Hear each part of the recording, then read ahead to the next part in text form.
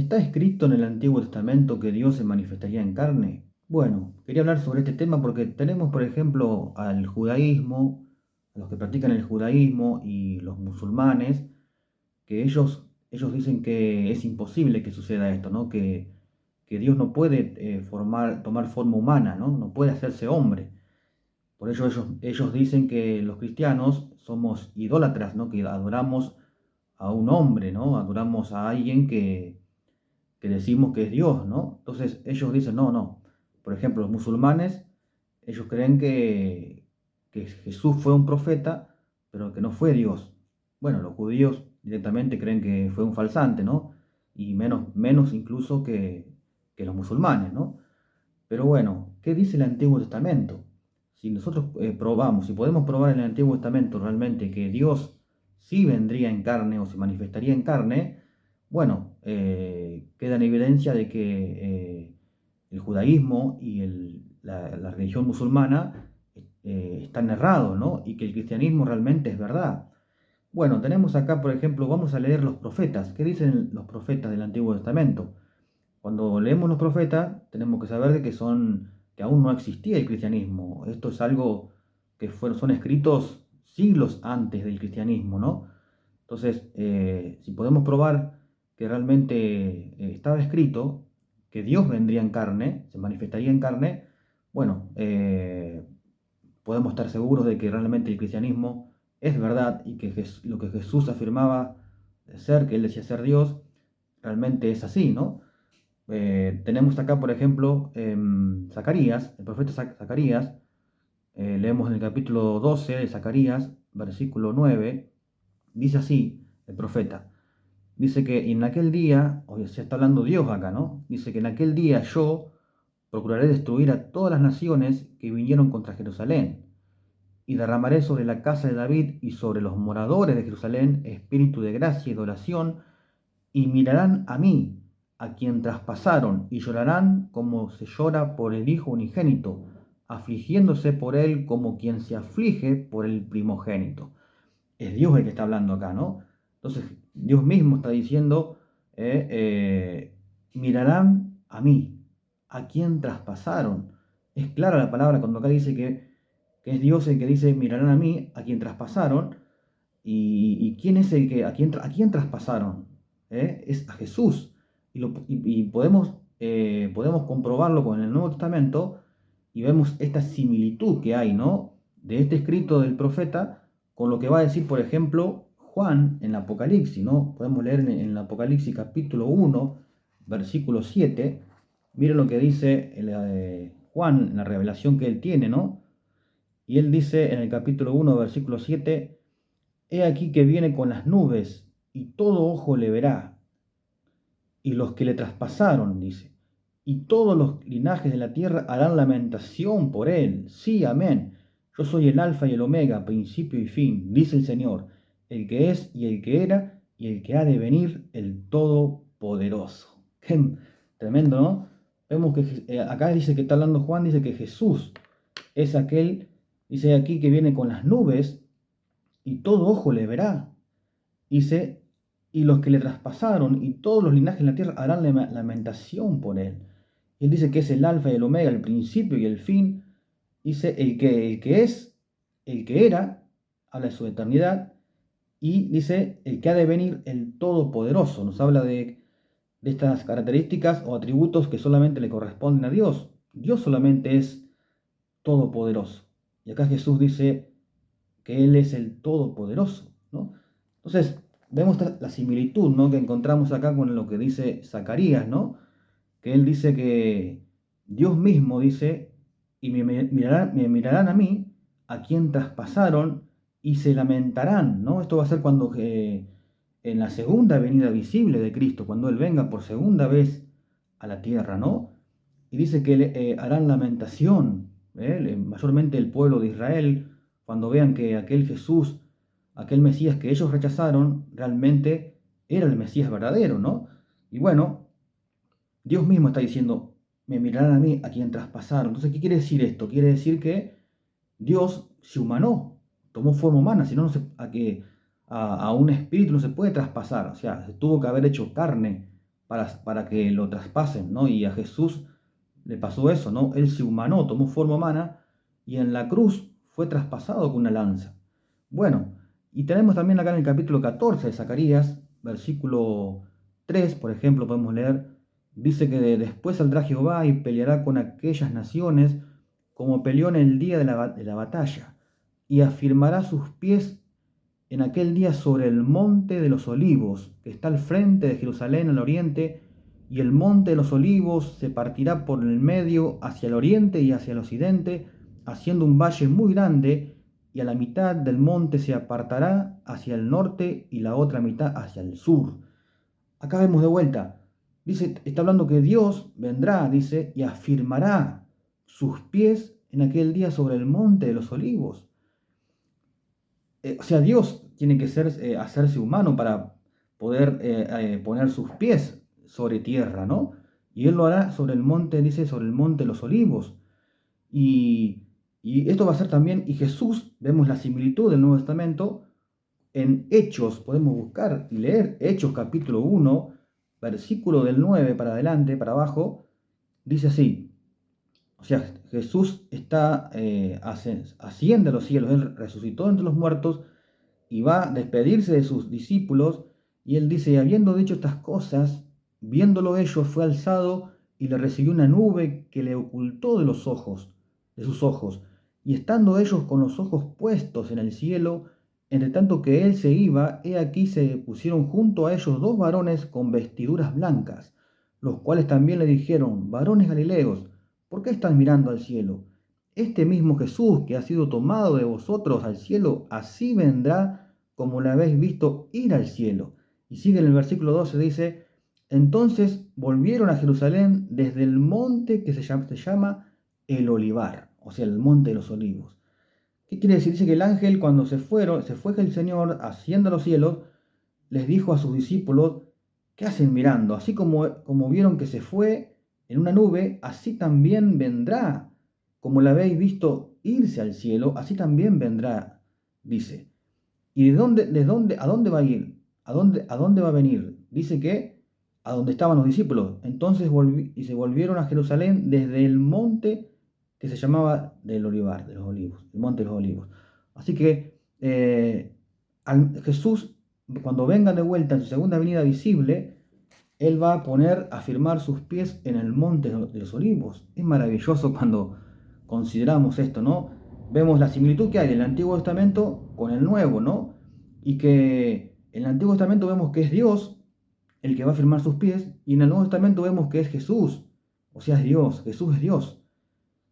Por eso el apóstol Pablo va a escribir en 1 Timoteo capítulo 3, versículo 16, él dice, indiscutiblemente grande es el misterio de la piedad, que Dios fue manifestado en carne. Dios se manifestó en carne y en la persona de Cristo.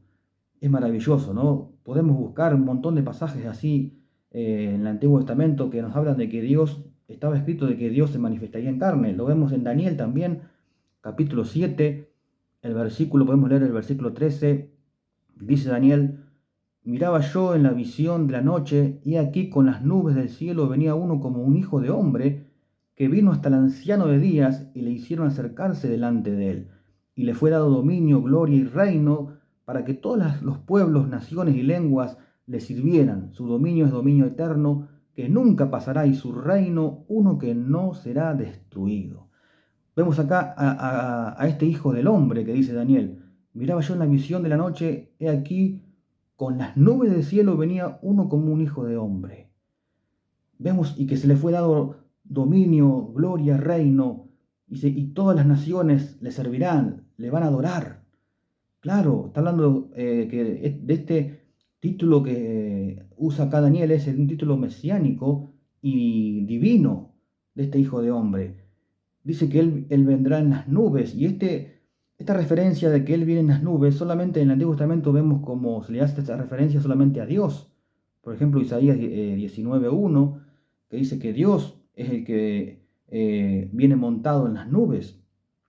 Y acá vemos al Hijo del Hombre, que vendrá en las nubes, ¿no? Por ejemplo, tenemos la similitud en el Nuevo Testamento sobre este pasaje cuando Jesús es arrestado, ¿no? Por los judíos. En Marcos capítulo 14, versículo 62, por ejemplo, le preguntan los fariseos cuando lo interrogan a Jesús, lo habían arrestado, lo interrogan, y le dicen, dinos si realmente tú eres el Cristo, el Mesías, ¿no? El Hijo de Dios. Y entonces Jesús le dijo, yo soy, le dijo Jesús. Yo soy, dice, y veréis al Hijo del Hombre sentado a la diestra del poder de Dios y viniendo en las nubes del cielo. Jesús dice, yo soy ese Hijo de Hombre que habla Daniel. Y los fariseos y los judíos entendieron esto, porque conocían las profecías de Daniel. Entonces cuando Jesús dice, yo soy ese Hijo de Hombre que habla Daniel, que vendría en las nubes. Entonces, cuando escucharon esto, los fariseos rasgaron sus vestiduras, ¿no? Y dijeron, no hace falta más nada. Entonces dijeron ellos, está blasfemando, ¿no? Y ahí fue cuando a él lo arrestaron, ¿no? Porque los judíos una y otra vez querían matarle porque Jesús afirmaba ser Dios. Jesús siempre afirmaba ser Dios. Y realmente él lo fue, ¿no? Y Jesús le estaba haciendo ver, bueno, ya en el Antiguo Testamento estaba escrito de que Dios se manifestaría en carne. Y ese soy yo, estaba diciendo Jesús, ¿no? Y tenemos un montón de pasajes también, por ejemplo, en otro pasaje, por ejemplo, en Isaías capítulo 9, versículo 6, donde dice que os ha nacido un niño, nos ha nacido un niño y hijo nos es enviado, su nombre será Dios fuerte, dice, ¿no? Su nombre será Dios fuerte. Isaías dice que Dios se encarnaría y nacería como un niño. Está clara la palabra. Teníamos también Miqueas capítulo 5, versículo 2. Vemos también que dice que el Mesías vendría, ¿no? de Belén, de la tribu de Judá, y que dice que él vendría de los días de la eternidad. Habla de su eternidad, que él viene de la eternidad. Entonces vemos ahí a Dios dejando el cielo para y humanarse, ¿no?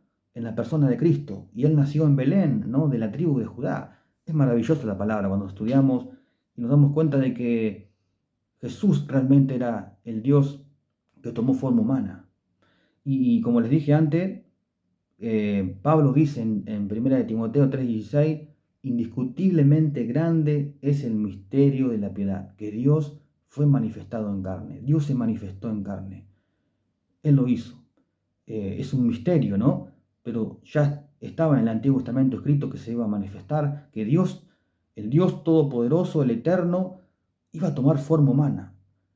Y esto pasó, aunque los judíos y el judaísmo no quiera creer, y los musulmanes tampoco, bueno, ya estaba escrito y así sucedió. Jesús tomó forma humana, Él es el Dios que se hizo hombre y que vino a morir por nosotros. Y el que escribe esto es Pablo cuando dice, esto es un misterio grandísimo, ¿no? Que Dios se manifestó en carne. Y Pablo era un judío que aborrecía a los cristianos, creía que Jesús era un falsante, ¿no? Pero ¿qué pasó con Pablo? Que de ser un perseguidor de los cristianos, llegó a ser después perseguido, ¿no? Por ser cristiano, ¿no? Incluso martirizado y decapitado por el Imperio Romano por predicar justamente que Jesucristo era Dios. ¿Qué pasó con él?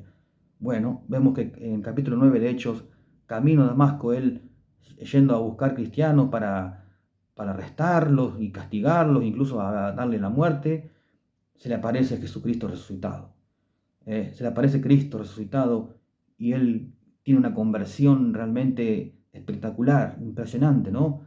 Esa conversión que él tiene y luego él se convierte en el apóstol de los gentiles, predicando por todo el mundo conocido de ese entonces, ¿no? El Evangelio de Cristo, diciendo que Jesucristo había resucitado y que Él era el Dios que se hizo humano, ¿no? Y vino a morir por nosotros. El mismo Pablo va a escribir en 1 Timoteo 1:15, y él dice, palabra fiel y digna de ser recibida por todos, que Cristo Jesús vino al mundo a salvar a los pecadores, el cual yo soy el primero, dijo Pablo. Jesús vino al mundo, Él es Dios que dejó el cielo. Jesús vino al mundo a salvar a los pecadores, el cual yo, dice Pablo, soy el primero de todos. Pablo era un ejemplo de lo que puede hacer la gracia de Dios, ¿no? Que puede salvar hasta el más vil pecador. Pablo era un perseguidor, un blasfemo, blasfemaba el nombre de Jesús, pero Dios tuvo misericordia de él. El Señor se le apareció, ¿no? Y Pablo lo que hizo que él dejara lo que era el judaísmo, ¿no? Que tan arraigado estaba en su vida, porque él era fariseo de los fariseos, él era realmente alguien que era de la tribu de Benjamín, ¿no? Pero él pudo ver a Cristo resucitado y creyó, ¿no? Porque cualquiera puede decir que es Dios, ¿no? Cualquiera. Pero Jesús no solamente afirmó ser Dios, sino que él realmente lo demostró al haber resucitado entre los muertos al tercer día, ¿no? Entonces, sus afirmaciones son ciertas porque él resucitó. Si él no hubiese resucitado, podríamos decir que, bueno, era un falsante o estaba loco, ¿no? Pero él resucitó entre los muertos. Entonces, y hubo más de 500 testigos que vieron a Cristo resucitado, ¿no? Los cuales estaban dispuestos a dar la vida por, por él, ¿no? Porque ¿quién daría la vida por una mentira? Nadie, sabiendo que es una mentira, nadie lo haría. Y ellos estaban dispuestos a dar su vida porque realmente vieron a Cristo resucitado. Y esto es un hecho histórico, ¿no? Entonces, tenemos, ¿qué vamos a hacer con Jesús? ¿Qué vamos a hacer ahora sabiendo de que Cristo, Jesús, es el Dios que se humanó, tomó forma humana? Indiscutiblemente es un gran misterio, pero Dios se humanó. Entonces, comprueba lo que le hemos visto en las escrituras del Antiguo Testamento, de que el cristianismo es verdad, que Jesús realmente era el que afirmó ser. Él afirmó ser Dios y él demostró haber serlo porque resucitó entre los muertos con poder, con todo poder y gloria. Entonces, espero que se haya llegado hasta aquí, que puedas realmente, y te ha gustado el video, que realmente puedas considerar lo que hemos escuchado y puedas conocer a este Dios, ¿no? Que se humanó, tomó forma humana y estuvo dispuesto a morir por vos. Él estuvo dispuesto a morir en la cruz por vos, ¿no? Y que un día vendrá a buscar a aquellos que en Él confían, ¿no? Él vendrá como Salvador para buscar a aquellos que han depositado su fe y su confianza en Él. Él vendrá como Salvador también, pero vendrá como juez también a aquellos que no han querido creer, ¿no? Entonces, ¿cómo esperas conocer a Jesús? ¿Como Salvador o como juez? Espero que lo conozcas como Salvador. Él es un Salvador perfecto, único y suficiente, que estuvo dispuesto a dejar el cielo para venir a morir por vos. Espero que como Pablo puedas reconocer y decir: yo soy el primero de los pecadores que necesito a un Salvador perfecto, único y suficiente como es el Señor Jesús. Bueno, espero que compartas este video para que muchos puedan llegar al conocimiento de la verdad.